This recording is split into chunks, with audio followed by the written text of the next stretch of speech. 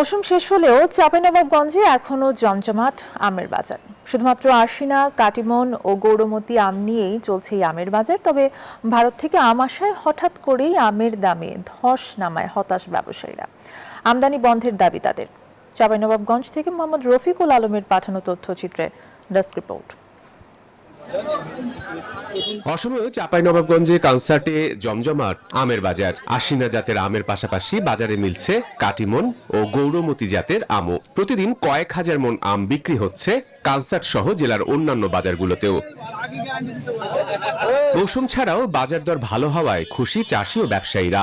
শেষ মুহূর্তে আমাদের কনসার্ট আম বাজারে প্রচুর বেচাকেনা ভালো হচ্ছে। তবে হঠাৎ করে ভারত থেকে আম আমদানি করায় দামে ধস নামে হতাশ ব্যবসায়ীরা। তাই আমদানি বন্ধের দাবি জানিয়েছেন তারা। ভারত থেকে কিছু আম আমদানি হচ্ছে, সেক্ষেত্রে আমরা চাই সরকার যেন এগুলো নজরদারি করে। সকাল 9টা থেকে এখন পর্যন্ত আপনার আমের দাম বলে না।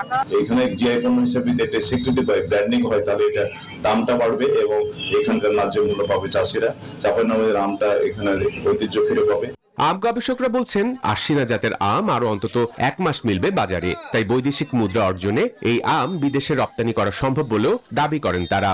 কৃষি বিপণন অধিদপ্তর এটা কাজ করতেছে। আমরা প্রস্তাবনা দিচ্ছি যাতে এই বিভিন্ন ভর্তুকি এবং কৃষি ঋণের মাধ্যমে যদি ছোট ছোট মেশিন দেওয়া যায় প্রক্রিয়াজাতকরণে, তাহলে এটা খুবই সহায়ক হবে এবং নতুন নতুন উদ্যোক্তা তৈরি। 1 দশক আগেও চাঁপাইনবাবগঞ্জে আমের একটি অবহেলিত জাত ছিল আশিনা, কিন্তু সাম্প্রতিক সময়ে এই আমের কদর বৃদ্ধি পাওয়ায় নতুন করে সম্ভাবনা দেখা দিয়েছে বলে বলছেন সংশ্লিষ্টরা। Desk report, news 24।